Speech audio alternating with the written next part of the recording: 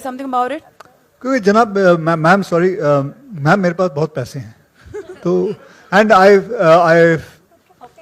Tell you something. मैंने परसों तरसों की बात कर मैंने एक फोटो देखी थी.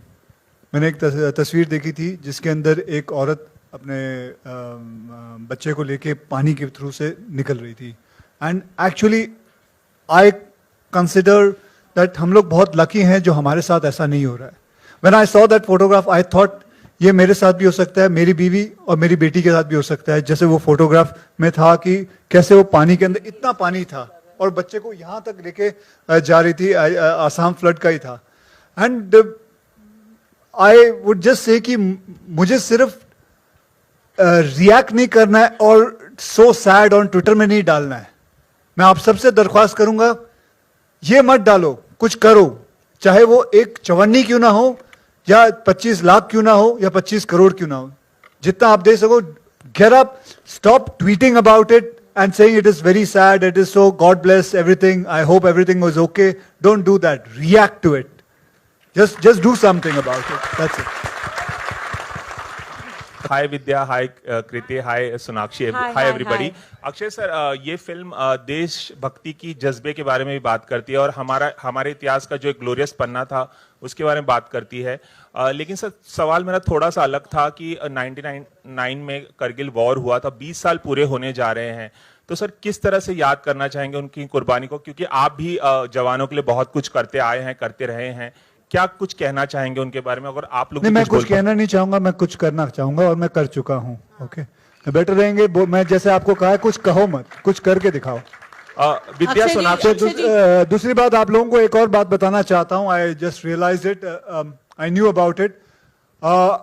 ये पिक्चर 2019 15 अगस्त को रिलीज हो रही है और आपको पता है एक बहुत ही इत्तेफाक की बात है कि इसरो जो है 1969 15 अगस्त को शुरू हुआ था. यानी कि 15 अगस्त को हम जो रिलीज कर रहे हैं 50 साल इसरो के पूरे होंगे. और ये एक इत्तेफाक है. हाँ, बाय द वे ये इत्तेफाक है, ये कभी सोचा नहीं था हमने, कुछ नहीं. ये एक इत्तेफाक है कि ऐसा हो रहा है. That's it. Akshay paaji on your left, on your left. Akshay paaji थे दे यहाँ. हाँ जी. सो मेरा सवाल आपसे और बाकी पूरी कास्ट से है कि इस फिल्म में एक डायलॉग है कि साइंटिस्ट वही है जो एक्सपेरिमेंट करता है. बिना एक्सपेरिमेंट के हम साइंटिस्ट नहीं बन सकते. बट ये कहीं ना कहीं आप सब पे भी लागू होते हैं बिकॉज एज एन एक्टर आपकी जो चॉइसेस रही हैं फिल्मों की अलग रही है हमेशा, not particular to one genre. So how much you believe in that कि एक्टर्स को भी एक्सपेरिमेंट की बहुत जरूरत है? नहीं, सबको जरूरत है, आपको भी जरूरत है. आपका प्रश्न भी जैसे अलग है, इट्स एन एक्सपेरिमेंट, नया प्रश्न है. तो सबको जरूरत होती है एक्सपेरिमेंट की. It's a very important thing. Experiment doesn't mean कि साइंटिफिक एक्सपेरिमेंट ही is anything. It's about in journalism also, being an actor also, being a director also. So everything. Even आज मेरे जो बाल काटता है मिलिन यहाँ बैठा हुआ है, खड़े होकर नमस्ते बोल बेटे.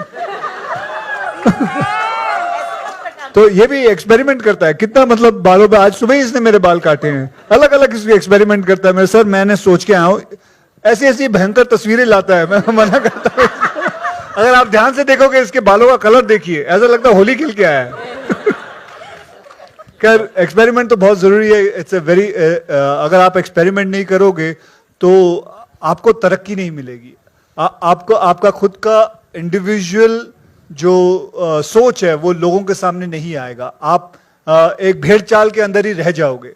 तो मैं समझता हूं कि चाहे वो फोटोग्राफर हो, चाहे वो मीडिया हो या कोई भी हो, मतलब सबको एक्सपेरिमेंट जरूर करना चाहिए. कुछ ना कुछ अलग सोचना चाहिए. और ये सोच आपको तभी आएगी जब आप बहुत, ये मैं अपने एक्सपीरियंस की बात कर रहा हूं, जब आप बहुत ऑब्जर्वेंट रहोगे, हर चीज को जरा अपने हिसाब से देखोगे, अच्छा सोचोगे, उसके अंदर आपको हमेशा कुछ नया चीज नजर आएगी और आप हमेशा सक्सेस रहोगे.